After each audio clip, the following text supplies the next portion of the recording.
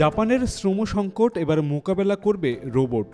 Japan airlines আগামী মে মাসের শুরু থেকে টোকিওর হানেদা বিমানবন্দরে পরীক্ষামূলকভাবে হিউম্যানয়েড রোবটদের কাজে নিয়োগ করতে যাচ্ছে। দেশটিতে ক্রমবর্ধমান বিদেশি পর্যটকের চাপ এবং তীব্র শ্রমিক সংকটে স্থানীয় সমাধান হিসেবেই এই উদ্যোগ নেওয়া হয়েছে। চীনা প্রস্তুতকারক প্রতিষ্ঠান হাংজু ভিত্তিক ইউনিটির তৈরি এই রোবটগুলো বার্ষিক ৬ কোটিরও বেশি যাত্রী সামলানো হানেদা বিমানবন্দরের টারমাকে যাত্রীদের মালামাল ও কার্গো পরিবহনের কাজ করবে। ১৩০ সেন্টিমিটার উচ্চতার এই রোবটগুলো একটানা কাজ করতে সক্ষম। জেএএল এবং এর অংশীদারি প্রতিষ্ঠান Japan airlines GMO internet group ২০২৮ সাল পর্যন্ত এই পরীক্ষা পরিচালনা করবে। সম্প্রতি গণমাধ্যমের সামনে প্রদর্শনীতে একটি রোবটকে যাত্রীবাহী বিমানের পাশে কনভোয়ার বেল্টে মালামাল তুলতে দেখা গেছে।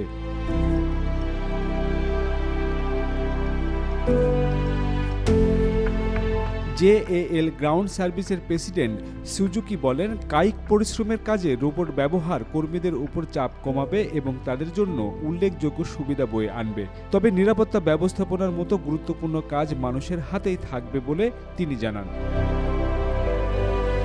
জাপান এখন এক দ্বিমুখী সংকটে। একদিকে বিদেশি পর্যটকের রেকর্ড আগমন, ২০২৫ সালে ৪,২৭ লাখ পর্যটক দেশটি ভ্রমণ করেছেন এবং ২০২৬ সালে প্রথম ২ মাসে এসেছে ৭০ লাখেরও বেশি।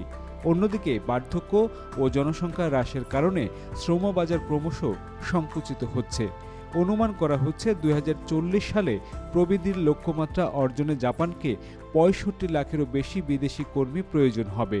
জিএমও এআই অ্যান্ড রোবোটিক্সের প্রেসিডেন্ট উদিচি বলেন, বিমানবন্দর বাইরে থেকে অত্যন্ত সক্রিয় মনে হলেও এর পেছনে কার্যক্রম কখনো মানব নির্ভর এবং এখানে শ্রম সংকট অত্যন্ত তীব্র।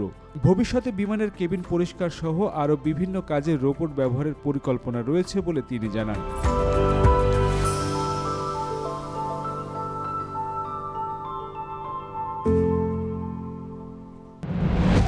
From the runway to the skies, this is where our aviation story begins.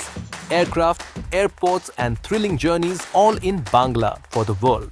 Discover the wonders of aviation, the known, the unknown, and the stories that make the skies come alive. And salute to Bangladesh's remittance warriors, our heroes abroad keeping the nation moving forward.